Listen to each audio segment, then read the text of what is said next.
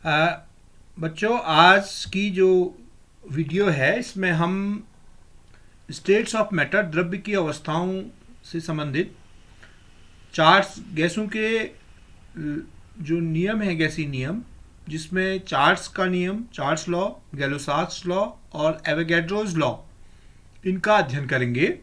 इससे पहले की वीडियो में मैं आपको बॉयल्स लॉ के बारे में बता चुका हूँ। तो हम आज पढ़ते हैं चार्ट्स लॉ।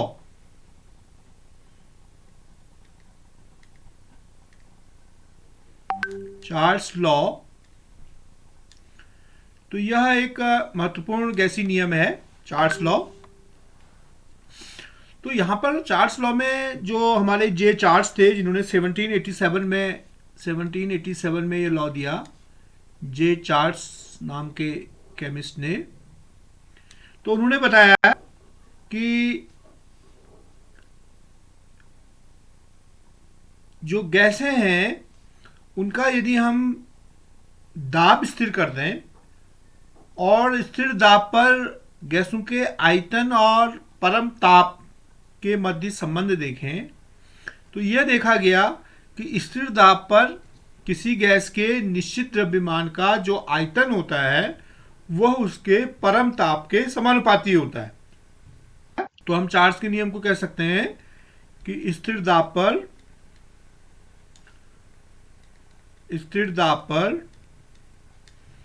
किसी गैस के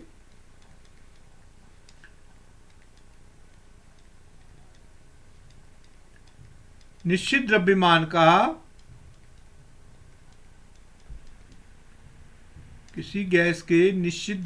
का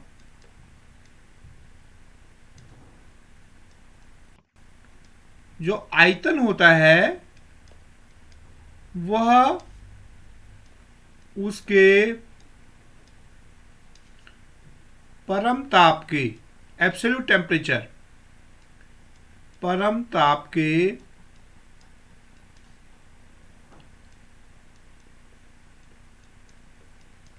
समानुपाती होता है, परम ताप के समानुपाती होता है।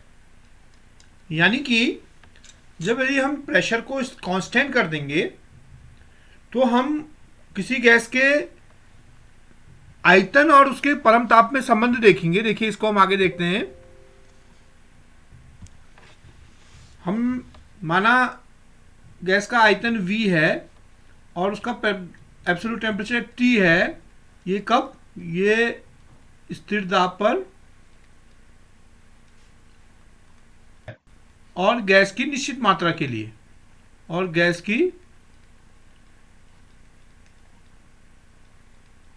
की निश्चित मात्रा के लिए। तो ये चार्ल्स के नियम के अनुसार V जो होगा वो प्रोपोर्शनल टू T होगा, यानी कि V में यदि बढ़ोतरी होगी, V में इंक्रीज होगा V, तो T भी इंक्रीज होगा।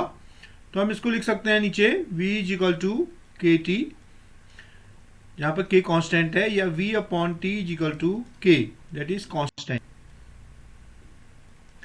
तो यदि आपकी दो गैसें हैं जिसमें पहली गैस का वॉल्यूम V1 है, उसका एब्सोल्यूट टेम्परेचर T1 है, और दूसरी गैस का आयतन V2 है और उसका एब्सोल्यूट टेम्परेचर T2 है, तो V1 upon T1 is equal to हम कर सकते हैं V2 अपॉन T2। ये हम कर सकते हैं V1 अपॉन, जब V1 पहली गैस का आयतन है, T1 पहली गैस का एब्सोल्यूट टेम्परेचर है, V2 दूसरी गैस का आयतन है और T2 दूसरी गैस का एब्सोल्यूट टेम्परेचर है। तो इसको हम यदि एक ग्राफ के माध्यम से समझें, तो हम यदि आयतन और टेम्परेचर के बीच में ग्राफ खींचेंगे, ये आयतन और टेम्परेचर के बीच में ग्राफ खींचेंगे, तो ये जो ग्राफ आएगा हमारा, एक स्ट्रेट लाइन आएगा। ये वॉल्यूम और टेम्परेचर के बीच में हम इस ग्राफ खींचेंगे तो ये एक स्ट्रेट लाइन आएगा। तो ये हम चार्ल्स के लॉ से कह सकते हैं। चार्ल्स के लॉ को हम एक दूसरे रूप में भी लिख सकते हैं। हम कह सकते हैं चार्ल्स के लॉ में कि स्थिर दाब पर, हम इसको ऐसे भी कह सकते हैं कि स्थिर दाब पर किसी गैस की निश्चित मात्रा का जो आयतन होता है वो ताप की प्रत्येक डिग्री की वृद्धि करने पर अपने 0 डिग्री के आयतन से 1/273 टाइम्स भाग बढ़ता है या उतना ही घटता है।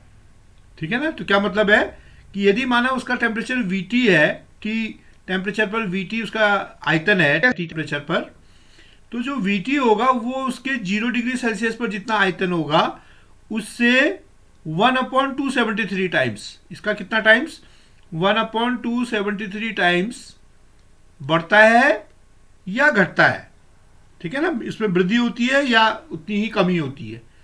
तो जो हमने कहा कि स्थिर दाब पर किसी गैस की निश्चित मात्रा का जो आयतन होगा वो उसके 0 डिग्री, जैसे V0 है यहाँ पर 0 डिग्री पर आयतन, तो वो उससे क्या होगा 1/273 टाइम्स या तो इंक्रीज करेगा या डिक्रीज करेगा। तो ये इसको हम ऐसे दिखा सकते हैं VT = V0 + 1/273 × V0 × T। तो आप इसमें V0 कॉमन ले सकते हैं, तो ये हो जाएगा 1 + 1/273 1/273 × T, है ना। इसको या T अपॉन कर सकते हैं, 1 × कर सकते हैं, T/273 कर सकते हैं इसको मैं ऐसे भी लिख सकता हूँ V0 × 1 + T/273। तो ये हमारा एक दूसरा रूप है इसको लिखने का। चार्ल्स के लॉ को हम इस तरह से भी लिख सकते हैं। अब यहाँ पर देखिए एक जो टेम्परेचर, एक हमारा टर्म आया है एब्सोल्यूट टेम्परेचर T, तो उसको निकालने के लिए हम क्या करते हैं, जो स्मॉल t डिग्री सेल्सियस होता है उसमें 273 डिग्री जोड़ देते हैं। तो ये T जो होता है हमारा किस में आ जाता है, केल्विन में आ जाता है। ये जो T आता है हमारा, इसकी यूनिट होती है केल्विन। तो डिग्री सेल्सियस में 273 डिग्री जोड़ने पर ये केल्विन में हमारा टेम्परेचर आ जाता है। तो ये हमने बॉयल्स लॉ, इसको हम परम ताप एब्सोल्यूट स्केल ऑफ टेम्परेचर भी कहते हैं, परम ताप स्केल भी कहते हैं। तो ये हमने बॉयल्स लॉ के बारे में पढ़ा, तो ये क्लियर हो गया होगा आपको। तो हम आगे फिर इसके वीडियोस, इसकी जो है हम आंकिक प्रश्नों को भी हल करेंगे। अब देखिए अगला जो लॉ है हमारा वह है गैलुसाक्स लॉ। ये एक इंपॉर्टेंट लॉ है, ये भी गैलुसाक्स लॉ, गैलुसाक्स लॉ।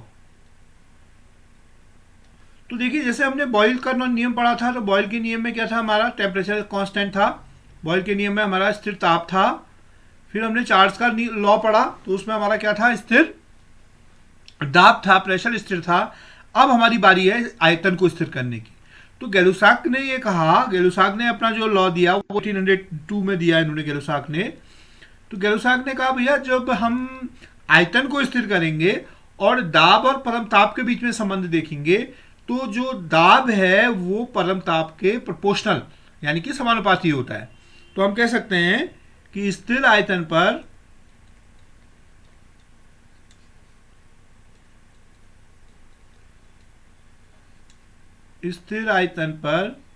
किसी गैस की निश्चित मात्रा का आयतन, किसी गैस की definite mass of A gas की निश्चित मात्रा का आयतन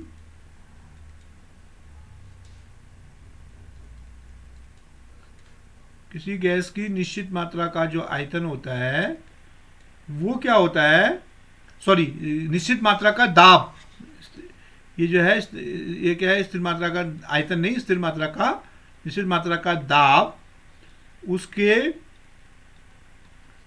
परम ताप के समानुपाती होता है, परम ताप के प्रोपोर्शनल होता है।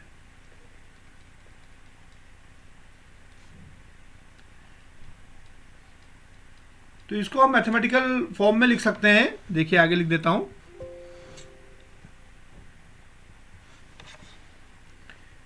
P proportional to capital T, कब, स्थिर आयतन पर और गैस की निश्चित मात्रा के लिए।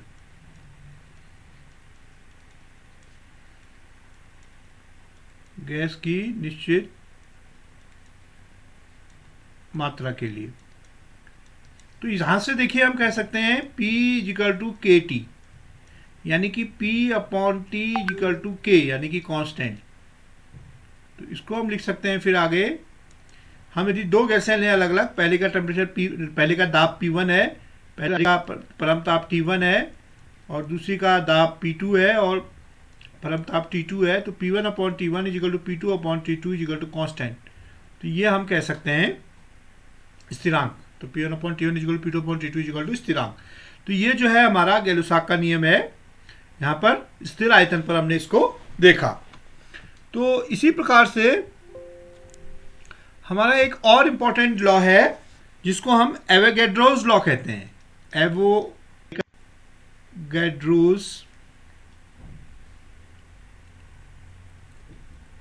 एवोगैड्रोस लॉ, यानी कि अवागाद्रो का नियम। तो एवोगैड्रो ने 1811 में एक लॉ दिया, 1811 में उन्होंने एक लॉ दिया जिसको हम एवोगैड्रो के लॉ नियम के अनुसार के नियम से जानते हैं। तो उन्होंने कहा भैया कि जब हम टेम्परेचर और प्रेशर दोनों को कांस्टेंट कर दें, स्थिर ताप और दाब दोनों स्थिर कर दें, और उसमें हम देखें कि उसमें हम देखते हैं कि जो गैस का आयतन होता है वो गैस के अणुओं की संख्या के प्रोपोर्शनल होता है। यानी कि स्थिर ताप और दाब पर जो गैस का आयतन होगा उसको हम लिख सकते हैं स्थिर ताप व दाब पर तो गैसों के, हम इसको कह सकते हैं गैसों के समान आयतन में, गैसों के समान आयतन में अणु की संख्या समान होती है। इसको हम इस रूप में भी कह सकते हैं, गैसों के समान आयतन में क्या होता है, अणु की संख्या समान होती है। क्या कहा हमने इसको कि दाब और दाब स्थिर है तो गैसों का जो समान आयतन होगा तो उसमें अणुओं की संख्या इक्वल होगी। तो इसको हम जानते हैं कि V प्रोपोर्शनल टू अणुओं की संख्या, तो आयतन होगा गैस का वो अणु की संख्या के प्रोपोर्शनल होगा। कब? ये होगा स्थिर ताप और दाब पर, स्थिर ताप व दाब पर। ठीक, तो हम इसको हम कह सकते हैं, या हम अणु की संख्या को मोलों की संख्या भी कह सकते हैं, मोल की संख्या।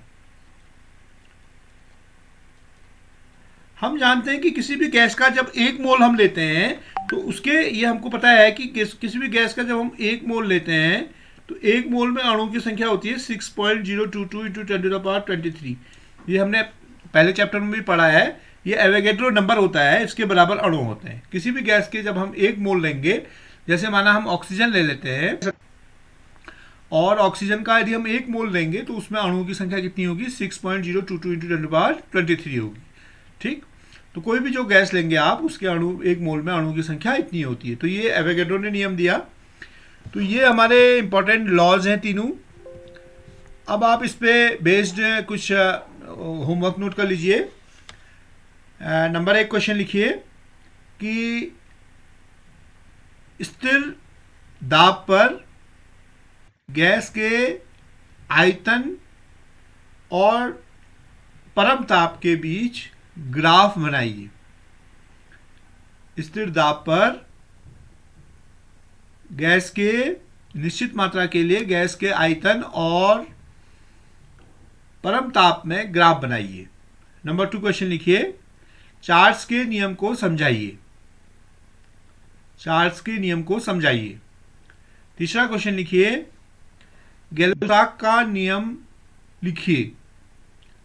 गैलुसाक का नियम लिखिए। और चौथा क्वेश्चन लिखिए, एवोगैड्रो के नियम से आप क्या समझते हैं। एवोगैड्रो के नियम से आप क्या समझते हैं। तो ये आपने जो है जो भी पढ़ा इससे संबंधित होमवर्क है ये, तो इसको आप करिए, और इसमें बेस्ड हम आंकिक प्रश्नों को फिर अलग से वीडियो में करेंगे।